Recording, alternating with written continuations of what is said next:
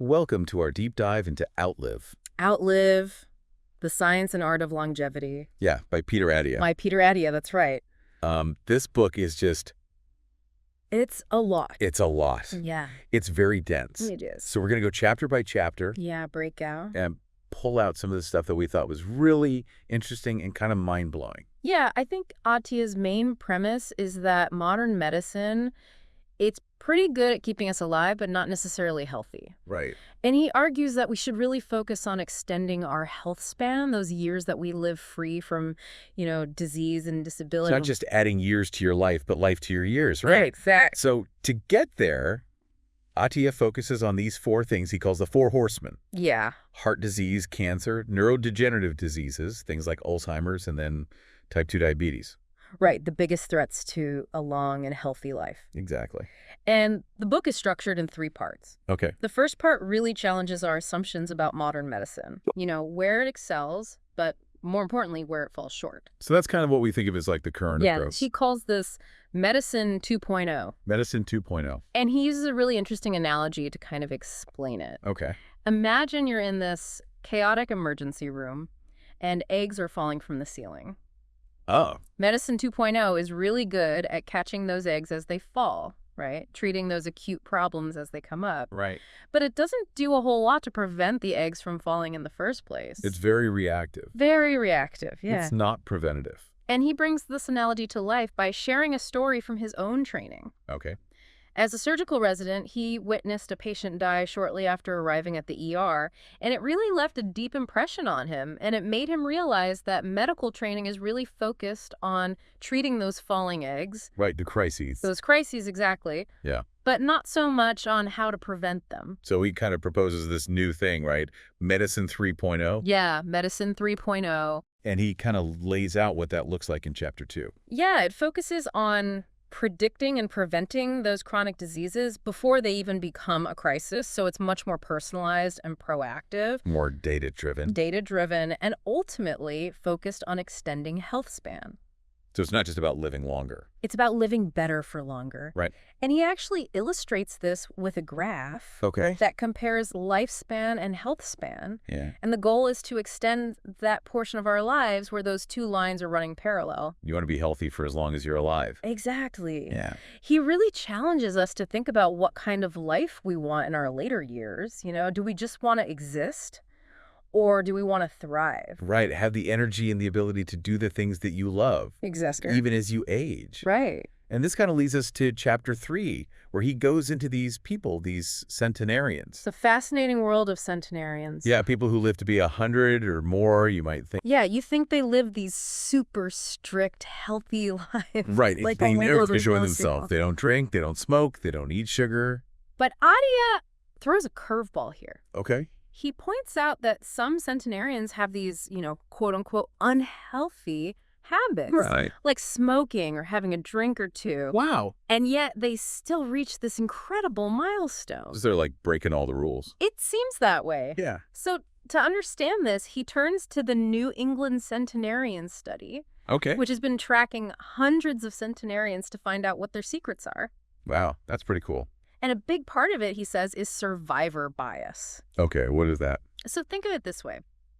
Men who reach 100 are usually healthier than women of the same age because they've outlived all the men who were more susceptible to disease. Oh, so they just kind of got lucky genetically? In a way, yeah. Interesting. But it also highlights that there's more to longevity than just genes. So what is it about these centenarians that's allowing them to live so long? Well, the key takeaway is that they've managed to delay the onset of these chronic diseases. Okay. They've kind of compressed that period of illness and disability toward the very end of their lives. We kind of just avoid it for a really long time. Exactly. Yeah. So how do they do that? That's the million-dollar question. Right.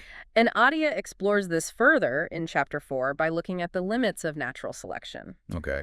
He explains that evolution has really focused on reproductive success, not on keeping us alive way past our prime reproductive years. Right.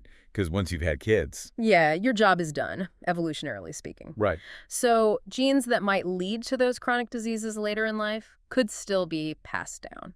If they helped you when you were younger. Exactly, if they offered some advantage earlier on. Interesting. He uses the APOE gene as an example. Okay. Certain versions of this gene can increase your risk for Alzheimer's, but they might have also offered some cognitive benefits in our younger years. Huh, like a trade-off. Kind of, yeah. So understanding our own genes could help us make better choices. Exactly. It's about personalized medicine. Right. Knowing your blueprint. Knowing your blueprint, and then in Chapter 5, we get into, I think, one of the hottest topics. Oh, yeah. Calorie restriction. Calorie restriction. Attia starts by taking us to Easter Island. That's a bit of an adventure. Yeah, it's a little field trip. Where scientists discovered this drug called rapamycin. Rapamycin. It was first used as an antifungal. Okay. But then researchers noticed something interesting. It was actually extending the lifespan of various organisms, from yeast to worms to mice. Really? Yeah. So it inhibits this cellular pathway called mTOR, which is linked to growth and, importantly, to aging. And that's how it extends lifespan. That's the idea. Wow. And what's really fascinating is the connection he makes between rapamycin and calorie restriction, Okay. which has also been shown to extend lifespan. So it's like rapamycin is mimicking some of the effects of calorie restriction, but at a cellular level. Oh, I see. He takes us all the way back to the 16th century Okay. to meet Luigi Cornaro. Who's that? He was a Venetian nobleman who believed in restricting calories to live longer. Did it work? Well, he lived to be over 100, which was pretty remarkable for that time. So maybe he was onto something. Maybe so.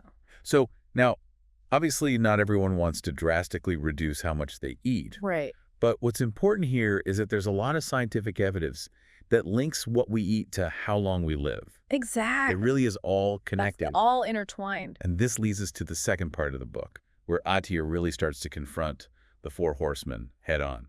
Yeah, starting with Chapter 6. All right. He dives into how our modern lifestyles are really impacting our health span. It's like we're living in a way that our bodies weren't designed for. Exactly, and especially how we eat. It's just not in line with our ancient metabolic programming. He uses this term, the crisis of abundance. Crisis of abundance. We are surrounded by so much food, especially calorie-dense processed food, Yeah, it's everywhere. and it's just wreaking havoc on our metabolic health. So this is like the root of all these diseases. He argues that it's the foundation of all the four horsemen diseases, Wow. and he points to NAFLD as a prime example. NAFLD. Non-alcoholic fatty liver disease. Oh, okay. It often goes undetected, and it's a warning sign that our metabolism is struggling.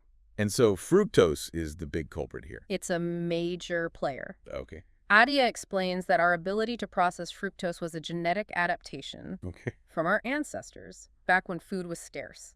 So it was helpful back then. It was, yeah, it helped them store fat. Right. In times of plenty. But now it's overloading our livers Because there's just too much sugar everywhere. everywhere we turn. So understanding how our bodies process these different types of food is really important. Absolutely. It's key to addressing metabolic dysfunction. And then, of course, this is all connected to heart disease, which is the focus of Chapter 7. Right. Attia starts this chapter with a personal story. Yeah. He was fit and healthy, but Right. then he got a calcium score test, Yeah. and it revealed he had a high risk for heart disease. Really? Yeah, it was a wake-up call that heart disease can develop silently, even in people who seem healthy. That's kind of scary. It is, and he challenges some of the conventional wisdom about heart health. Like what? He says that dietary cholesterol isn't the main villain. Oh, really? Instead, he points to ApoB particles as a better predictor of heart disease risk. ApoB particles. Think of it like this. Your arteries are like highways, Okay. and ApoB particles are like trucks carrying cholesterol through your bloodstream. Okay, I like that. Too many trucks on the highway can lead to traffic jams and blockages. That makes sense. Right, so the more of these ApoB trucks you have, The higher your risk, the higher your risk of plaque building up in your arteries. which leads to heart attacks and strokes. So early detection is really important, He stresses that early detection and intervention are crucial, even before you have symptoms. even before symptoms appear. So knowing your risk factors is really important. Absolutely. Okay, and then in Chapter 8, we tackle another one of those horsemen, Cancer. cancer. Attia acknowledges that cancer is not a single disease. Right. It's a complex array of diseases driven by genetic mutations. It's like a constantly moving target. Exactly, which makes it so difficult to treat. Right. He explains how the Cancer Genome Atlas, which mapped the genetic landscape of cancer, was a huge advancement, Yeah. but it didn't lead to simple solutions. Because it's just so complex. So complex. One of the things he brings up is the Warburg effect, The Warburg effect, yeah. which is how cancer cells kind of fuel themselves differently. Yeah, they rely on this less efficient process that allows them to grow very quickly. But it also makes them more vulnerable. More vulnerable in certain ways. And that's what researchers are looking into. Exactly. There's some research suggesting that calorie restriction might be able to slow down cancer growth by essentially starving these cells. Interesting. He also talks about immunotherapy, Immunotherapy. which is harnessing the power of our own immune system to fight cancer. Oh, wow. He highlights the work of Dr. Steve Rosenberg, Okay. who's a pioneer in immunotherapy using adoptive cell transfer. Adoptive cell transfer. It's basically training your immune system to recognize and attack cancer cells specifically. That's amazing. It is. It's like your own body fighting the cancer. Exactly. And there's early detection, too. Yes, he talks about liquid biopsies, which are getting more sophisticated. Yeah. And they can detect cancer cells in the bloodstream. So you can catch it early. Potentially catch it at its earliest stages. That's incredible. And then we come to the most feared of the four horsemen, Which is- neurodegenerative diseases. Like Alzheimer's. Specifically Alzheimer's, yeah. Chapter 9. Chapter 9. Okay. Attia starts with a case study of a woman named Stephanie, Okay. who's seemingly healthy, Uh-huh. but she's worried about her risk for Alzheimer's because of her family history. Right, so it's not just something that happens to people in their 80s and 90s. Exactly. The seeds can be planted much earlier. And then he walks us through the current understanding of Alzheimer's. The amyloid cascade hypothesis. The amyloid cascade hypothesis, which is... It basically says that the buildup of these amyloid plaques and tau tangles in the brain is the main culprit. Okay. But he also acknowledges the challenges with this theory. Okay. A lot of drugs targeting those amyloid plaques have failed in trials. Really? Yeah, which has led to a lot of debate in the scientific community. So what are we supposed to do? Well, the focus is shifting towards prevention, Prevention. identifying the risk factors, and intervening as early as possible. Okay. Attia really emphasizes comprehensive assessments. What does that mean? Cognitive testing, brain imaging, genetic analysis. It's not just about memory lapses. It's about a whole range of things. Right. Like you said, vascular health. Vascular health, metabolic function, even inflammation. It's all connected. It's all connected. So when it comes to interventions, what does he recommend? He's pretty open-minded. Okay. He covers lifestyle changes like the ketogenic diet and exercise, Okay. managing sleep and stress, even oral hygiene. Oral hygiene. There's some research suggesting a link between gum disease and Alzheimer's risk. Wow. I didn't know that. So it's a multi-pronged approach. Because there's no one-size-fits-all solution. Exactly. What works for one person might not work for another. And this really sets the stage for the third part of Outlive, Where Attia gets into the tactical stuff. the actionable stuff. Yeah, what can we actually do to extend our health span? I like it. Moving from big picture concepts to a more tactical approach. It's about being proactive. Exactly, making informed choices, not just waiting for things to go wrong. No. So how do we do that? Well, he breaks it down into 5 key areas: Okay. exercise, nutrition, sleep, emotional health, and what he calls exogenous molecules. Exogenous molecules. Things like supplements and medications. Okay, so it's a whole body approach. That is. I like it. And he starts with exercise in chapter 11. Okay. But it's not just about hitting the gym. Right. It's about functional fitness. Okay. He introduces this concept of the centenarian decathlon, The centenarian decathlon. thinking about the physical capabilities we need to maintain as we age. So you can live independently. Exactly. Avoid frailty. It's not about being super athletic. It's about being able to move freely. Right. To do the things you want to do. He outlines specific events: Like what? walking speed, balance, grip strength, the ability to get up from a chair, Things that seem simple. but become increasingly challenging as we age. Right. And he dives into how to train for this centenarian decathlon in chapter 12. So how do we do that? He emphasizes going beyond generic advice. Okay. Personalizing our routines. Right. Because everyone's different. Exactly. And he introduces Inigo San Millan, an exercise physiologist who stresses the importance of mitochondrial health. Mitochondria, those are the powerhouses of the cells, right? Exactly. They generate energy. So keeping them healthy is important. Crucial for maintaining energy and overall health as we age. And how do we do that? Well, he explains this concept of zone 2 training. Zone 2. It's moderate intensity exercise that improves mitochondrial efficiency Okay. and fat burning. So it's not about going all out.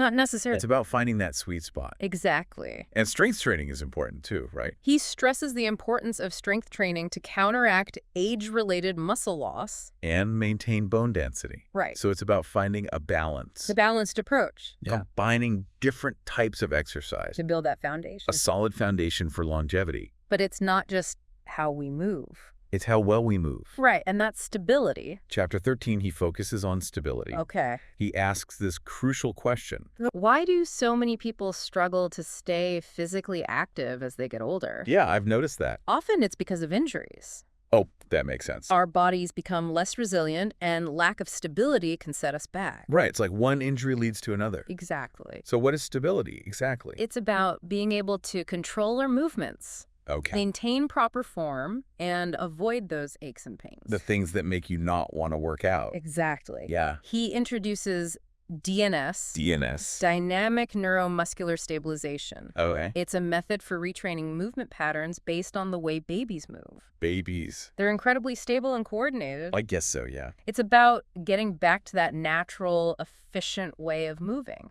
Interesting, so we can learn from babies. Well, we can learn a lot from babies. Okay, and then Attia tackles nutrition. Oh, yeah, the Gordian knot of nutrition. The Gordian knot. There's so much conflicting advice out there. It's very confusing. He dives into the limitations of nutritional epidemiology. Those studies that try to link certain foods to health outcomes. Right, like those observational studies. Exactly. But they're often flawed, right? They can be misleading because they rely on observational data.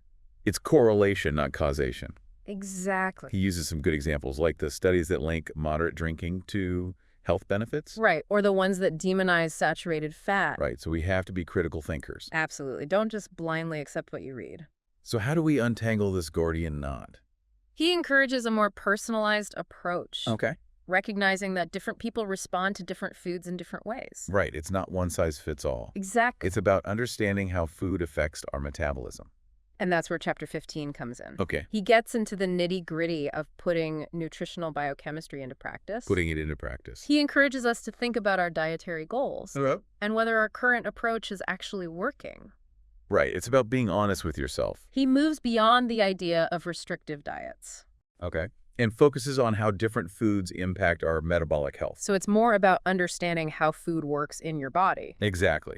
Okay. He discusses different strategies for managing energy intake. Like what? Calorie restriction, time-restricted feeding, and even fasting. Fast, yeah. Yeah. Interesting. He also talks about continuous glucose monitoring. Oh, CGM. CGM, yeah, as a tool for understanding how our bodies respond to food. It's like having a window into your metabolism. Exactly. Technology is really changing how we understand nutrition. It is. He also emphasizes the importance of protein, especially as we age. Yes, especially as we age. And he gets into the different types of dietary fat. Saturated, monounsaturated, polyunsaturated. It's good to know the difference. And he even gets into balancing omega-6 and omega-3 fatty acids. Which is often overlooked. Often overlooked. And then in chapter 16, we get to sleep.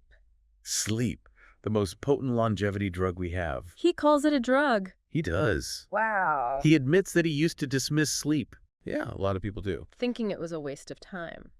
But it's so important. It's essential for physical and mental health. He explains how sleep is this evolutionarily conserved behavior. Meaning all animals studied to date exhibit some form of sleep. Really? All animals? It's clearly crucial for survival. Wow. He goes through the different stages of sleep. Like REM and non-REM. Deep restorative NREM sleep and the dream-filled state of REM sleep. Yeah. And he explains how each stage contributes to our well-being. And sleep quality declines as we age, right? It tends to, which can contribute to health problems. So what can we do about that? Well, he cautions against relying on sleep medications. Because they don't really promote restful sleep. And they often don't. So what does he recommend? Practical tips for improving sleep hygiene. Like what? Establishing a consistent sleep schedule. Avoiding alcohol and caffeine before bed. Right. Managing stress. Creating a sleep-conducive environment. It's about making sleep a priority. Creating a sanctuary for sleep. I like that. Where our bodies and minds can rest and recharge. And finally, we get to emotional health. Chapter 17. A crucial but often overlooked aspect of healthspan. He starts by sharing his own personal experience. Okay. His struggles with anger, stress, and burnout. Yeah, he's very open about that. He is. It's a reminder that we can't neglect our emotional well-being.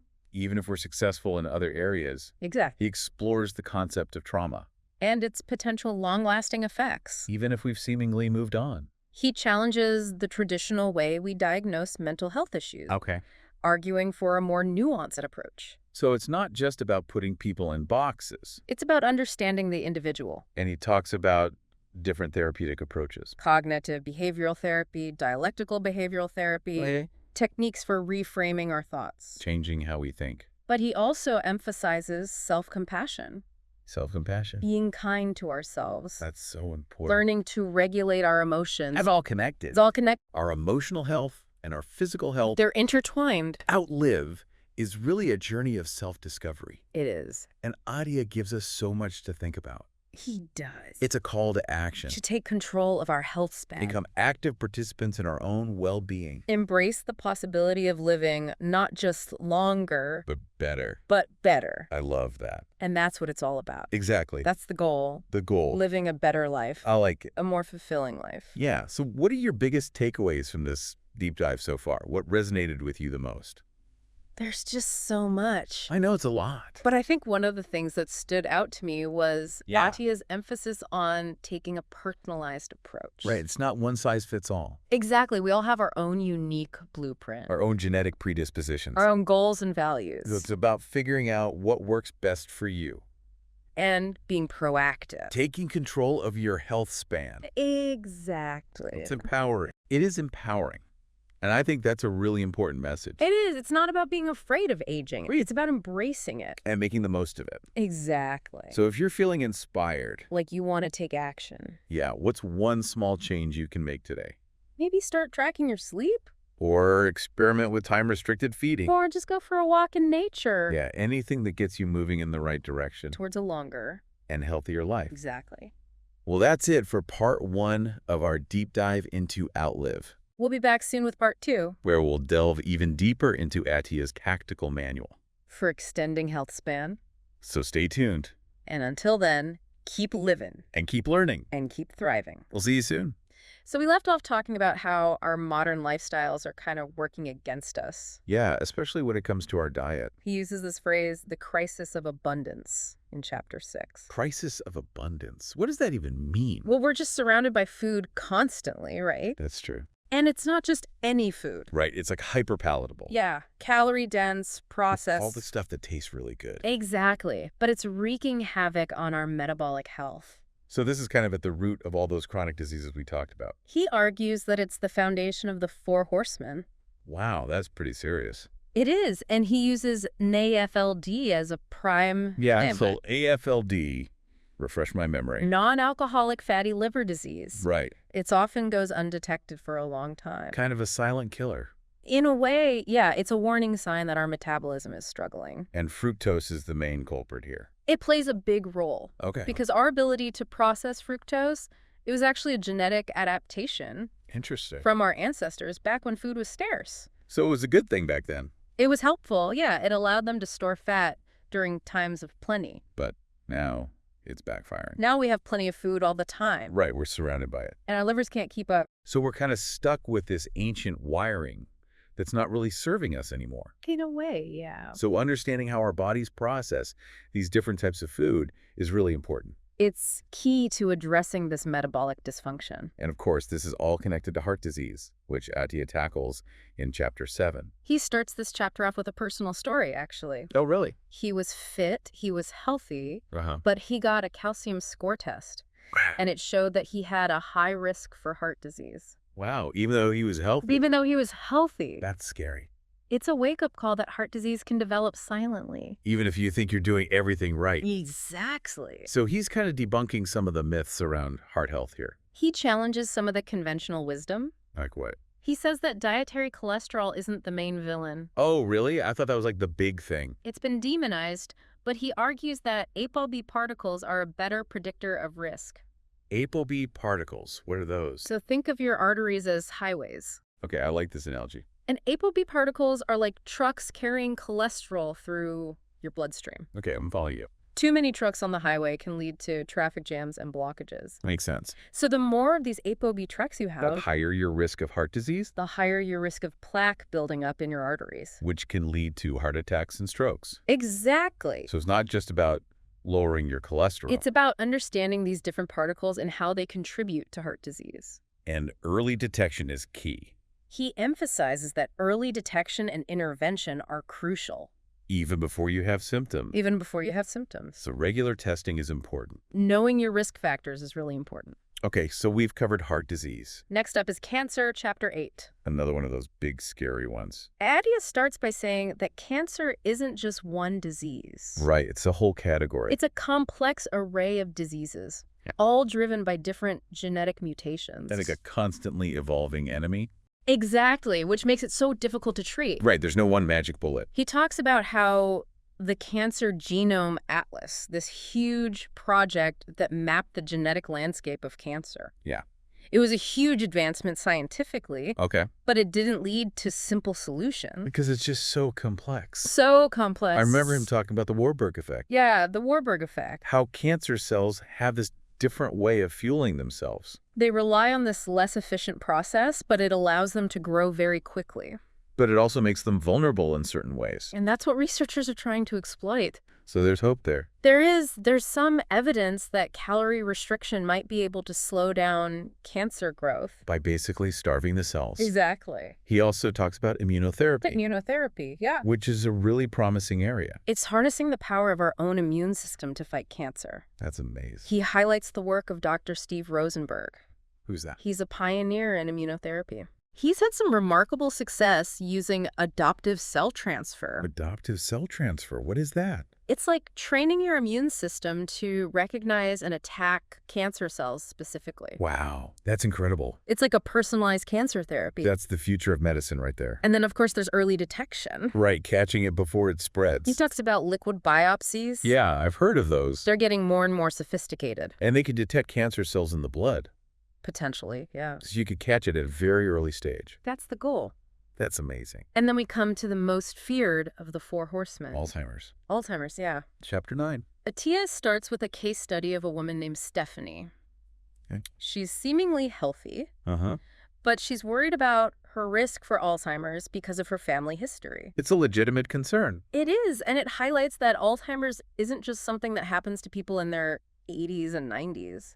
The seeds can be planted much earlier. Exactly. And then he walks us through the prevailing theory of Alzheimer's. The amyloid cascade hypothesis. The amyloid cascade hypothesis. It basically says that the buildup of amyloid plaques and tau tangles in the brain is the main culprit. Okay. But he also acknowledges the challenges with this theory. Oh, A really? lot of drugs targeting those amyloid plaques have failed in clinical trials. So it's not as simple as we thought? It's more complex than that. So where do we go from here? Well, the focus is shifting toward prevention, Prevention. identifying those risk factors and intervening as early as possible. Okay. He emphasizes comprehensive assessments, Like what? cognitive testing, brain imaging, genetic analysis. So it's not just about memory lapses. It's about looking at a whole range of factors. vascular health, metabolic function, inflammation, He even talks about oral hygiene. oral hygiene. What does that have to do with Alzheimer's? There's some research suggesting a link between gum disease and Alzheimer's risk. Wow, I had no idea. So it's a multi-pronged approach. No one-size-fits-all solution. What works for one person might not work for another. And this leads us into the third part of Outlive. Where he gets into the tactical stuff. The actionable stuff. The things we can actually do to extend our health span. Moving from big-picture concepts to a more tactical approach. So now we're getting to the part where we actually figure out what we can do about all this. The actionable stuff. Yeah, like how to actually extend our health span. This is where Attia gets really tactical. I like it less theory, more practice. Yeah, in Chapter 10, he kind of encourages us to think of our longevity strategy like a general preparing for battle. Okay, interesting analogy. There's no single plan that will work for everyone, right? Right, we're all different. So we need to assess our own individual risks and our strengths and goals to develop a personalized approach. So it's kind of like being proactive instead of reactive. Exactly, making informed choices rather than just waiting for things to go wrong. Like being prepared for battle. He uses this analogy of car accidents to illustrate this. Oh, yeah. How so? Well, we can't prevent every accident. Right. Right, unfortunately. But we can take steps to minimize our risk. Like wearing a seatbelt. Wearing a seatbelt, driving defensively, maintaining our vehicles. So it's about applying that same kind of thinking to our health. Exactly. So how do we apply that defensive driving mindset to our health span? Well, that's the question. Attia breaks it down to 5 key areas. First, tell me, what are they? Exercise, nutrition, sleep, emotional health, and then what he calls exogenous molecules. Exogenous molecules, that sounds complicated. It's basically just things like supplements and medications. Oh, okay, got it. So it's really a whole body approach. I like that. And he starts with exercise in chapter 11. Okay, but it's not just about hitting the gym, right? Right. It's not about being a bodybuilder or anything. More about being functional. He introduces this concept of the centenarian decathlon. The centenarian decathlon, what is that? It's a framework for thinking about the physical capabilities that we need to maintain as we age. So we can stay independent. Exactly. Avoid becoming frail and needing help with basic tasks. That makes sense. So it's less about being super athletic and more about being functionally fit. Being able to move around and do everyday things. Exactly. And he outlines specific events in this decathlon. Events. Okay, like what? Things like walking speed, balance, grip strength, the ability to get up from a chair without assistance. Things that a lot of us take for granted. But as we age, these can become really challenging. Right. It's like we slowly lose those abilities if we don't maintain them. And then in chapter 12, he gets into the specifics of how to train for this centenarian decathlon. Okay, so how do we do that? He emphasizes going beyond the kind of generic exercise advice you hear all the time. Right, because everybody's different. We all have different needs and goals. So it's about personalization. Exactly. And he introduces this guy named Inigo San Millán, who's an exercise physiologist. Okay. And he highlights the importance of mitochondrial health. Mitochondria, those are the little powerhouses in our cells, right? Exactly, the ones that generate energy. So keeping them healthy is important for overall energy levels. Crucial for maintaining energy and just overall health as we age. Got it. And Attia explains this concept of Zone 2 training. Zone 2 training, what's that? It's a moderate intensity exercise that helps to improve mitochondrial efficiency and fat burning. So it's not about going all out.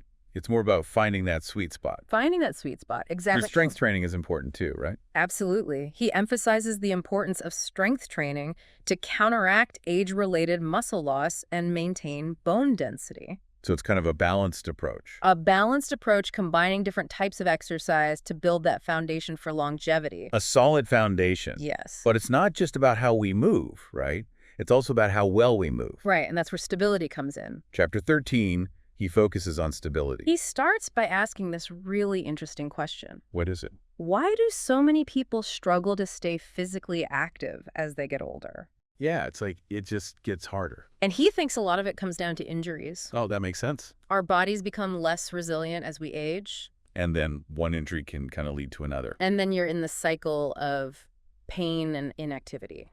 So stability is about preventing those injuries in the first place. It's about being able to control our movements, maintain proper form, avoid those aches and pains that can derail our progress. So how do we improve our stability? He introduces this method called DNS. DNS. Dynamic neuromuscular stabilization. That's a mouthful. I know, but it's basically a way of retraining movement patterns based on how babies move. Babies? What do babies have to do with it? Look about it. Babies are incredibly stable and coordinated. That's true. They don't have all those aches and pains that we have. Exactly. So it's about getting back to that natural, efficient way of moving. It's like relearning how to move properly. And then we get to nutrition.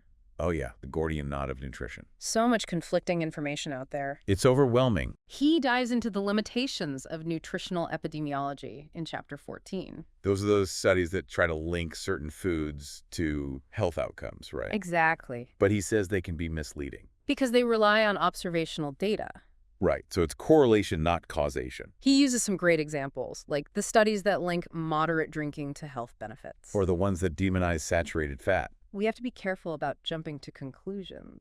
So how do we navigate this world of conflicting nutrition advice? He encourages a more personalized approach. Okay, that makes sense. Recognizing that everyone is different and responds to food differently. So it's about finding what works best for you. Exactly, and that's where chapter 15 comes in. Okay. He gets into the specifics of putting nutritional biochemistry into practice. So less theory, more practical application. He encourages us to think about our dietary goals and whether our current approach is actually working. It's about being honest with ourselves. And he moves beyond this idea of restrictive diets Oh. and focuses more on how different foods impact our metabolic health. So it's more about understanding how food affects our bodies. Exactly. Okay. He discusses different strategies for managing energy intake, like calorie restriction, time-restricted feeding, even fasting. Fasting, that's a popular one these days. It is. And he also talks about continuous glucose monitoring CGM. as a tool for understanding how our bodies respond to different foods. It's like personalized nutrition.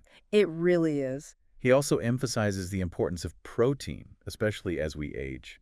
Absolutely. And he delves into the different types of dietary fat, saturated, monounsaturated, polyunsaturated. Yeah, and then there's the omega-6 and omega-3 fatty acids. Right. Finding that balance is important. And then we get to sleep, chapter 16. Sleep, the most powerful longevity drug we have. He calls it a drug.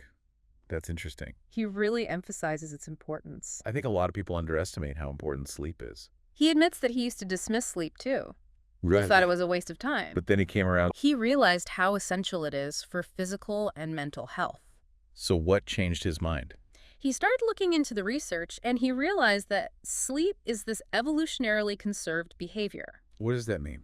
It means that every animal that's been studied, from insects to mammals, exhibits some form of sleep. Wow, so it must be pretty important. Clearly crucial for survival. So if every animal does it, we should probably pay attention. He goes through the different stages of sleep. Like REM sleep, REM sleep and deep restorative NREM sleep. and how each stage contributes to our overall well-being. And he talks about how sleep quality tends to decline as we age. Yeah, I've definitely noticed that. Which can contribute to all sorts of health problems. So what can we do about it?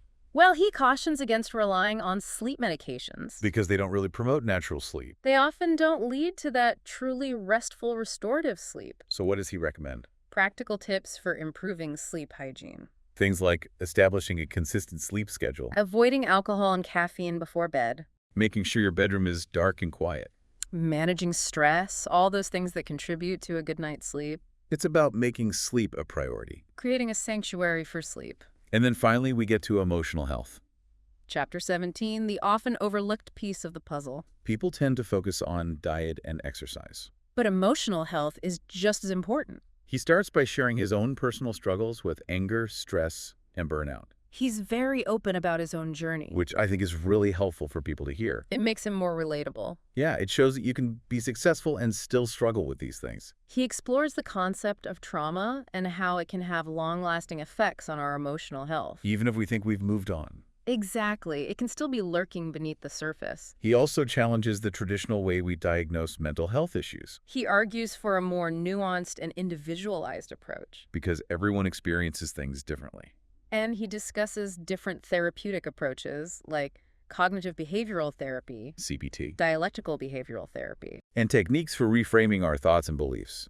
Changing how we think can really change how we feel.